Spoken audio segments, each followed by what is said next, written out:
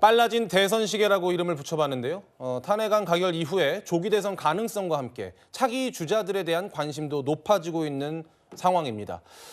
그림을 준비했는데요. 최근 진행된 여론조사를 보면 이재명 민주당 대표가 37%의 선호도를 받으면서 압도적인 1위를 달리고 있는 상황이고 범여권 주자들을 다 합쳐봐도 17%에 머무르는 그런 조사 결과가 나왔습니다.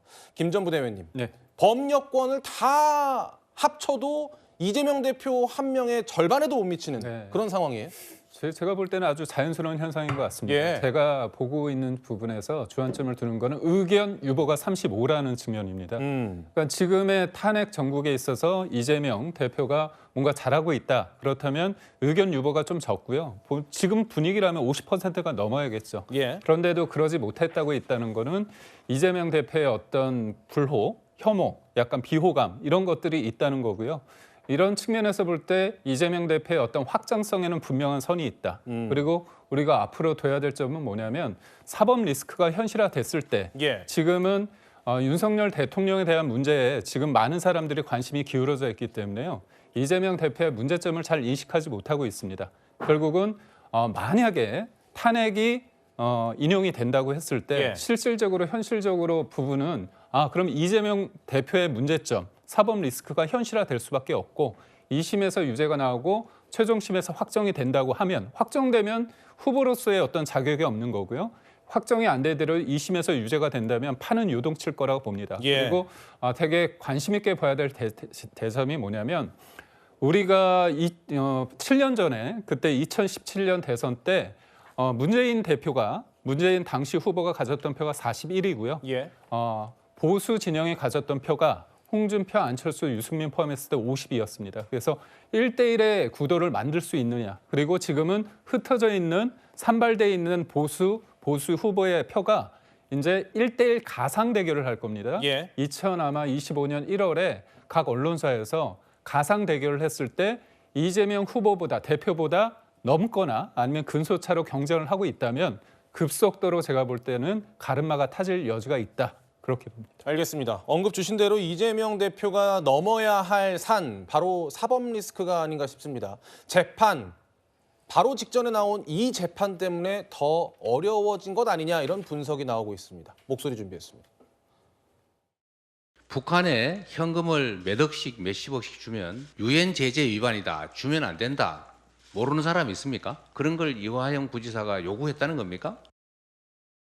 이화영 전 경기도 부지사의 재판에서 이번 2심 재판에서 이재명 대표가 이야기했던 예컨대 연어 술파티 부분은 100% 진실인 것 같다라거나 쌍방울 대납에 대해서 전혀 부인하는 그런 부분들이 법원이 정반대의 결론을 내면서 좀 불리해진 것 아니냐 이런 분석이 나오는 게 현실입니다. 장 변호사님. 네. 일단 이재명 대표로서는 약간 좀 난처한 상황이 됐어요, 한마디로. 일단 법리적으로 넘어야 될 산인 부분이 있죠. 일단 그 이화영 전 부지사의 재판부가 인정한 사실은 북한으로 송금됐다는 사실, 200만 불은 아마 이재명 대표의 방북의 대가가 아니었겠느냐라는 부분이 이제 전제된 것이거든요. 예. 그렇다면 이제 두 가지로 반박을 할 수 있어 보이는데요. 기본적으로 이화영 씨는 상당히 쌍방울과 부적절하게 유탁했던 과거 정치인이었던 겁니다. 왜냐하면 아하. 법인카드를 받아 쓰고 그 맥락에서 계속 본인이 나중에는 평화부지사라는 직책으로 가게 되니까 쌍방울을 또 본인의 정치적인 어떤 입지를 세우는데 뭐 여러 방도로 활용을 했던 것으로 예. 보이거든요.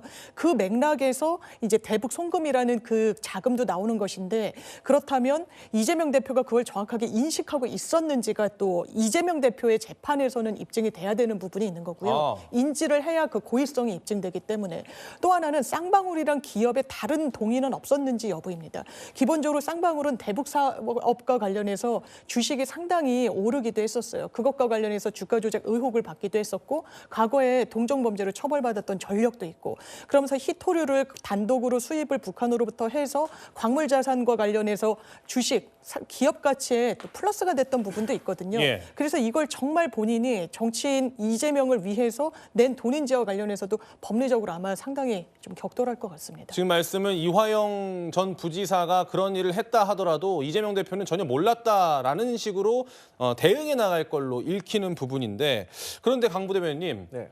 사실 이재명 대표가 이화영 전 지사를 두고 아니 경기도 부지사도 하고 국회의원도 했던 사람이 그렇게 바보겠냐 그런 상식도 없겠냐라고 했는데 법원은 지금 그 이화영 전 부지사의 혐의를 인정했단 말이에요. 근데 여기 와서 이제 와서 이재명 대표가 난 진짜 몰랐다라고 하기도 쉬운 일은 아닐 것 같은데 어떻게 보세요? 근데 저희가 법정에서 결국에는 직접적인 증거를 가지고 다퉈야 될 거 아니겠습니까? 이제 증거가 없었을 때는 이제 정황적인 진술이라든가 증언에 의해서 이제 판단을 내리겠죠. 그런데 뭐 예를 들어 볼까요? 이게 적절한 예인지 모르겠지만 예. 최근에 오세훈 시장 같은 경우도 오세훈 시장의 후원 회장인 사람이 명태균 씨에게 여론조사를 의뢰를 했고 거기에 대해 수천만 원이 갔잖아요. 그런데 오세훈 시장은 몰랐다는 거 아니겠습니까? 그런데 진짜 몰랐을 수도 있잖아요. 그분이 그렇게 얘기하잖아요. 뭐 도움이 된다길래 했다. 오세훈 시장은 몰랐다. 그러면 선택적으로 이재명 대표도 모를 수 있는 거 아니겠습니까? 그래서 결론적으로 여러 가지 정황은 있기 때문에 재판부에서 현명하게 잘 판단을 하겠지만 결국에는 이재명 대표에게 이화영 부지사가 직접적으로 보고를 했는지 그런 직접적인 증거가 아직까지는 나오지가 않았어요. 예. 그렇기 때문에 그러한 어떤 정황 증거 말고도 증언 말고도 직접적인 증거가 나오기 전까지는 이재명 대표의 유죄를 장담할 수 없는 상황이다. 이렇게 말씀드리겠습니다. 김정부 대변인? 무엇보다도 이재명 대표의 수혜자가 누구냐. 그러니까 이재명 대표의 가장 문제점은 뭐냐면 주변 사람들은 다 문제가 있어요. 근데 결국 수혜도 본인이 입어요. 근데 본인은 몰랐다고 하는 거 아닙니까? 저는 이제 부대변인 말씀처럼 그거를 검찰이 그다음에 재판 과정에서 증명해야 될 상황이 있다고 봅니다. 근데 저는 이 부분에 대해서 되게 중요한 게 뭐냐면 그 이화영 변호인이 뭐라고 이야기했냐면 이화영의 유죄는 이재명의 유죄라고 했습니다. 그리고 이화영 전 부지사가 자기가 보고를 했다고 얘기를 했어요. 그러다가 입장을 변경했습니다. 근데 그 사이에 술자리 회유도 있었고요. 또 우리가 진짜 보기 힘든 배우자분이 소리치면서 정신 차리라고 했고 그다음에 선거 이후에 총선 이후에 그다음에 이화영 전 부지사가 예. 총선에서 승리한 배지를 다른 사람들 왔을 때 당신들이 배지 단 거 누군가 대속해서 했다 그런 얘기까지 했습니다. 그렇기 때문에 그리고 그 당시에 이재명 대표는 경기도지사는 북한에 가고 싶은 마음이 있어서 서류도 보냈습니다. 그러니까 이게 이재명 당시 도지사가 모르는 상태에서 이화영 부지사가 이걸 할 이유가 없는 겁니다. 그러니까 수혜를 누가 입었느냐 그게 굉장히 중요하다고 할 수 있습니다. 이제 짧게 반론을 드리면 예. 일단 첫 번째로 증언이 바뀐 거는 이화영 씨도 있지만 안부수 아트협의 회장도 있습니다. 이분도 여기에 대해서 이재명 대표 관련된 건 몰랐다고 했는데 나중에 쌍방울에서 안부수 씨 딸에게 오피스텔을 제공한 정황 증거가 있는 전후에 있어서 진술이 바뀌었다는 점도 있는 것이고요. 저는 또 이런 생각 한번 해봐요. 김성태 쌍방울 회장이 이재명 대표하고 일명식도 없다고 본인도 말을 했어요. 그런데 그 부분이 자선사업가도 아니고 이재명 대표하고 일명식도 없는데 30억 정도의 어떤 북한으로 갈 수 있는 대납을 했을까요? 예. 그래서 어쨌든 쟁점이 있기 때문에 이건 재판부가 현명하게 잘 판단하고 결국에는 이재명 대표에 관련된 직접적인 증거가 나오느냐 안 나오느냐 저는 거기에 달려 있다고 봅니다.